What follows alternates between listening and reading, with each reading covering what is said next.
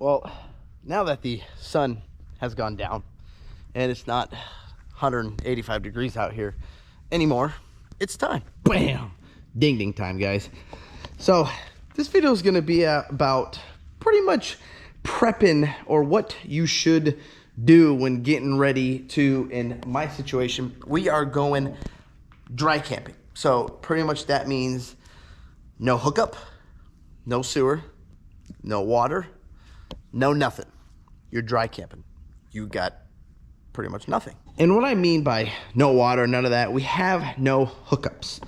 And pretty much we're going to be in a grass area with nothing, you know, that's it. Now, this trailer has a generator, has 150 gallons of water, has an inverter, has all this stuff to pretty much go dry camping. And what I mean by that is, you know, when you have no hookups, obviously fill the tank. I know a lot of you guys know this already, a lot of my, you know, old timer subscribers, but you guys would be like in shock of how many people are pretty much getting into this that are brand new, that know nothing about it. So this video is going to pretty much be about, you know, try to help you guys what I like to prep for, and also about what happened to the ding ding again and why I prep.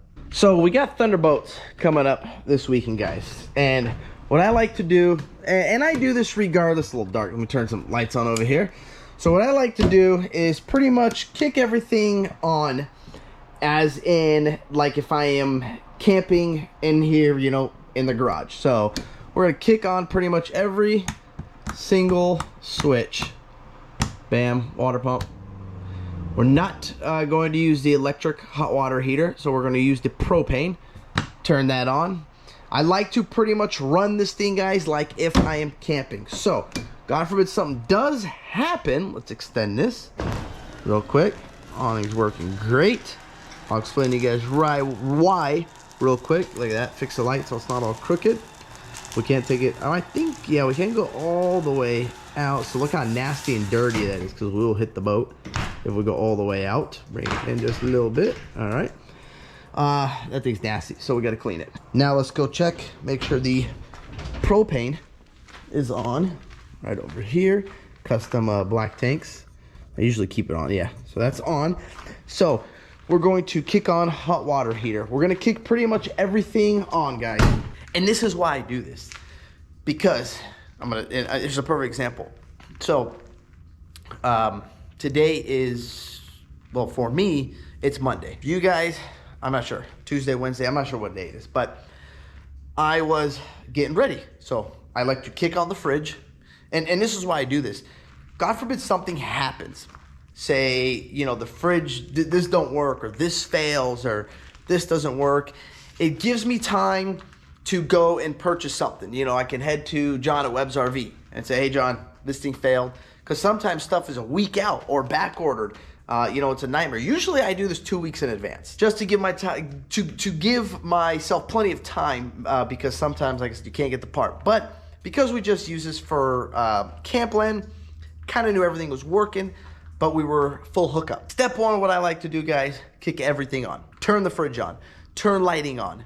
I'm going to turn the hot water here. Let's go turn the hot water heater on. And I'm going to explain to you the problem that I had, which thank goodness I am doing this now and not wait until later. So we're going to go right here. Hot water heater. Bam. Now we should go back here. Oh. Can you guys hear that? So I can hear it. So I'm going to walk over here.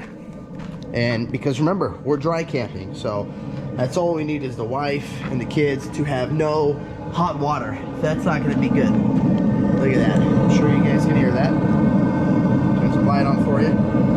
Now what I like to do also, open it up. Just take a peek, you know. Look at it. See the flame? The flame looks good. Turn the light off for you here. There you go. Bam. The flame looks good. Everything in here looks good to me, except obviously all this from desert and washing. So once this is done, I'm going to clean this up. But that has got nothing to do with it. You don't have to clean it. That's just me being anal. So this is working. I'm going to leave it on for a little bit. Just confirm, make sure we got water, make sure everything is good. Also another thing, if you guys have jacks, I'm gonna take this thing off the jack, you know, lift it, make sure we're good, and then I'm gonna put it back down. Fridge, hot water heater, your generator. So if it's hot, which we're gonna be down at the beach, I don't think it's gonna be really that hot, but to kick on both air conditionings. Well, I haven't used my big generator, the onboard 5500 in this, for a long time, because obviously it's desert season's over, and I don't even rarely use it in the desert either, because desert season is not that hot, so we don't need air conditioning, and the ding ding here's got a inverter, so everything pretty much works. If she needs something big to kick on her microwave, she'll start the generator, but she really doesn't need to. Now, I usually start my generator once a month just to get the fuel, everything going in there, but I also do not use regular 91 in there. I use, I believe it's 97 or 98 VP race fuel, but not, I don't use the 110, you know, the leaded. It is ethanol free, and it's unleaded, so it's safe to put in the Can-Am and everything else in there. It's a VP, it's called T4, and I like T4 because it's very, very clean. That's actually what I have in this tank right here. I put a lot, this is a 100-gallon tank, I fill this thing up. It lasts me forever because I like to put it in equipment. So like this wood splitter right here, that's been sitting because it's been so hot, I haven't done anything with it. My son's little 170, the quad, you know, over here, all the dirt bikes, all this stuff, it kicks right on. I mean, look, no, you know, it's not gonna have any issues at all. Got the parking brake on, there, kick that on, start this up. There you go. Starts right up. Turn the choke off. But that's my, let me turn it off. That's my point, guys, is all this stuff will start right up. It's clean fuel. Same goes with all the dirt bikes here. These will all kick right on because I use ethanol free. That's the thing that's nasty, or that's what you want. The ones with, you know, the ethanol, it's dirty. So ethanol free is very, very clean fuel and will make your stuff last a while. Fridge is on. No check light turned on, nothing. It is nice, woo, nice and cold in there. I like that. So now, I was filling up water. I'm gonna show you guys the problem. Thank goodness I fixed it. I thought it was going to be something major, but luckily it wasn't. But this is why you don't wait last minute, guys. And I understand some of you, your situation, you don't have your toy hauler, so it's kind of hard. So you see, look at all this. See all this? So while I was filling, look at this thing. I got to replace it too. It's so ugly, nasty. Replace all this caulking and everything. But so while I was filling, right, I started filling up, and all of a sudden it was just, and it just started puking just all over here, right here. I was like, what the hell? It was not taking in any water. Well,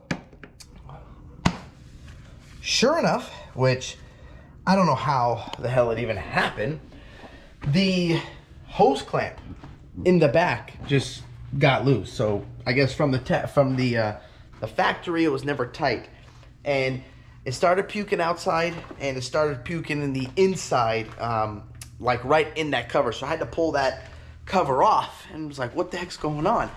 And it just kept coming out. So luckily that was something small where I popped that off. And, you know, I had obviously I'm home, so I had the tools here, popped it off, tightened the hose clamp, tightened everything up, looked everything, fixed the kink. There was a kinked hose, also the breather hose that lets the air out was kinked also. It hasn't moved, guys. The thing, you know, I haven't messed with it. I haven't touched anything on it. This stuff, it's so weird, the way these things happen. It just does not make any sense. But this is why it's so important to check your stuff, because imagine if I got to the Thunderbolt races. My situation, I'd be filling the water, you know, Thursday when we leave, waiting last minute. Olson's puking, not taking water, and the wife, kids are in the car ready to go, and now I'm like, well, I got to figure this out. Thank goodness it would be an easy fix. I would figure it out, it would be on the road. But what if it was a little something else, you know? And why I like to fill it full and keep that 150 gallons, because I want to see if it starts to leak. Thank goodness there's no leak, you know, it's going to hold the water. A lot of you guys don't even fill the water when you go to the desert, I heard. In my situation, me personally, I don't know why I would never in my life do that, just because God forbid something happens and I'm on the side of the road for a couple hours and I got my wife and my kid with me, or even just me by myself. I want to have water. Like if I'm going to be on the side of the road and this thing's just going to be sitting there, I want to have water. You know, I don't want to be with this thing and just have it empty. I mean, I don't know why anybody would travel with, you know, their trailers or motorhomes or toy hauler with no water in them. Now, the next step for me, guys, is going to be starting the generator. Now, I know most likely with me, I'm pretty dang sure it's going to start right up and it's going to kick on. Number one, because I don't use that nasty fuel like the one from the pump, you know, and this stuff is good for, like, you can let it sit in your weed whacker, whatever you put in, for like up to 2 years, it says. So I know it's going to start up, and I know the front AC works because I used it, you know, out in the campland. So my situation, I try to use this as much as I can. So that's how I know everything's going to work. Also, I like to open the compartment, double check you got everything. Now, most likely I store everything in here. No, don't ask me for my milk crate. I'm not giving it to you. I gotta lock this shit now because of you guys. But water hoses, stuff like that, we're not going to need, but I keep them in here anyways. Extensions, chains to lock the bikes, you know, stuff for the sewer. We're not going to need that right there because, again, we got no hookups. Adapters, we got all the adapters. The inverter, that just stays there. The leveling system to level and not level. He's pretty much good to go. Now, she will be getting a bath for sure because this thing's disgusting looking. I mean, look at this. Look at this nasty stuff. Look at the tire. What the hell? That's nasty. The front, there's some dust. Look at this dust on it. Look at this. Oh, I don't know if you'll see it in the camera. Oh my, look at that. That's filthy. So we got to get this thing cleaned up. Get her ready, arm all the tires, get her just nice and perfect for thunderbolts. Now, the fridge, I can confirm. If you want to check if it's cold, I will go to the app here. So you see there, freezer is 3.4 degrees. Fridge is 38.2 degrees. So I know everything is working and working good. If it gets out of that threshold, see those little lines? If it gets out of that line, it will ding me, notify the phone, start screaming. Also, propane tanks. So you can see here, my right tank, 37%. My left tank, 100%. I will have links in the description down for you guys. Links down the description. What the hell did I just say?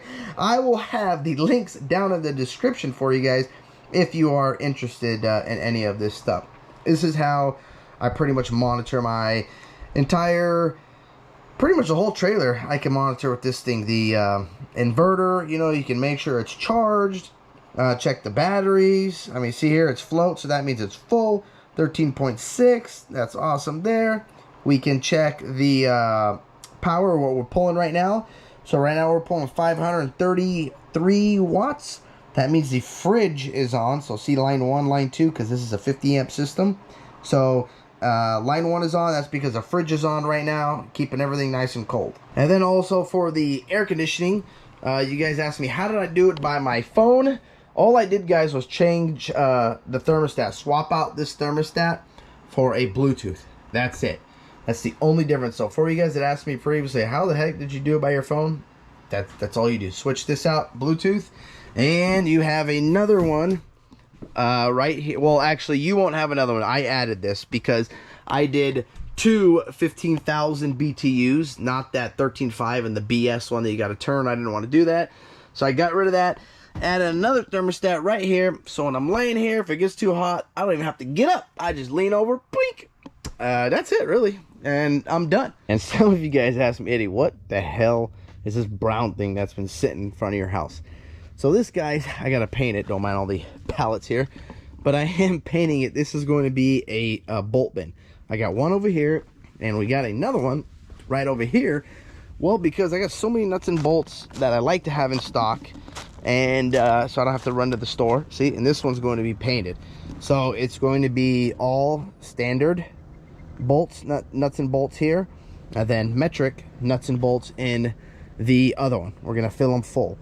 We're also going to do grade 8 at the bottom. Also, if you guys are interested in a hitch super glide, this thing is for sale. This is actually a Big Lou's. He just keeps it here. It just sits here, and I think he paid like $2,300 or something for it. But as you guys know, we got the motorhome, got rid of his fifth wheel, so it's for sale. $1,000. come get it, or DM me on Instagram at Eddie's Life. And for you guys asking me how are the AC units doing, these things are awesome, man. They never turn off. AC's always on, heat's always on, whatever, you know, whatever time it is, and they're so quiet. Listen to this thing. Can't even hear them. It's incredible how quiet these things are. Oh, you guys want some tires? Ram tires. I know, sorry, I only got 2. I don't have a set. Come get them. 200 bucks. Give me 100 piece. You have the rim and the tire. You want to know how much tread is on there? I don't know, probably 20%. Not much tread, guys, left on there. So if you want them, 200 bucks. Rims and tires. Come get them. Solvent tank, can't have it. I use that. But so that's my little, you know, tips, guys. And that was the issue that I had with the Ding Ding is don't wait till last minute to get ready. Check your stuff, you know, like this thing. All my stuff stays on the tender, the Can-Am. I know right now if I, you know, go to start this thing, bam, it's gonna kick on and start right up. Number 1, because I do my monthly startups on everything. And number 2, because it's on a battery tender and it's full. So that's how I know everything's gonna start. This is electric. I know it's gonna start. That's propane. And I use this thing to move trailers around, so it doesn't really need a tender because I'm using it. As you see here, here is my trailer mover. And boy, guys, wait till you see the attachments. I got coming for this thing. The first attachment we're gonna do is we're gonna pick this bad boy off the ground. Oh, I'm telling you too much of it. I'm not telling you guys no more. That's it. This video's done. It's over. That's all I got for you guys. If you guys like this video, hit that thumbs up button. If you don't like the video, just hit the damn thumbs up button anyways, I don't care. And subscribe to the channel. And if you don't subscribe or don't like the channel or don't like me, just hit subscribe anyways. It doesn't matter. But that's all I got for you guys. Peace. Yeah.